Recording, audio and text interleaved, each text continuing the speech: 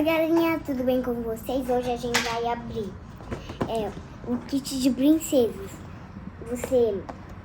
Aqui, ele tem secador de cabelo. O secador de cabelo. Esse daqui é de fazer cachinhos igual o da Moana. Esse daqui é de deixar o cabelo liso. Aí a gente vai abrir e ver como é. E ele funciona de verdade, porque sai ventinho, tem as pilhas. Só falta botar as pilhas pra sair ventinho. E é isso, né? Vem com a gente pra mais um vídeo no nosso canal. Galerinha, já sabe. Deixa o like, se inscreve no canal pra gente abrir esse kit de princesas.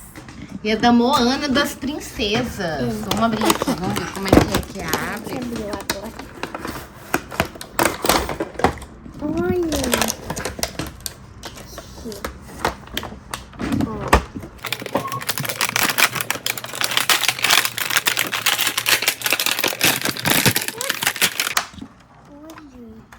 Olha os acessórios. Esse aqui é pra quê?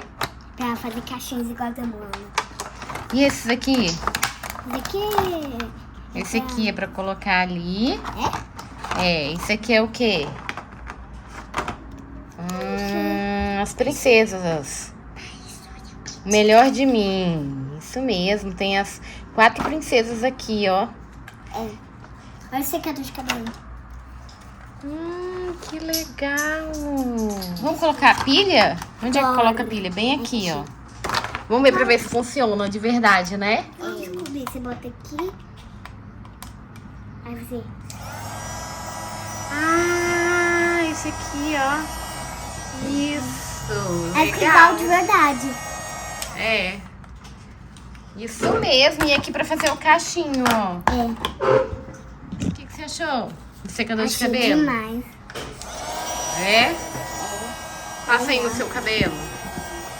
Aí quando lava o cabelo, você pode usar. Então é isso, né? Esse foi o nosso vídeo de hoje. Deixa o like, se inscreve no canal e até o próximo vídeo. Tchau. Se inscreve no canal. Deixa o like, deixa o like, deixa o like. Beijos, abraços. Fui, até o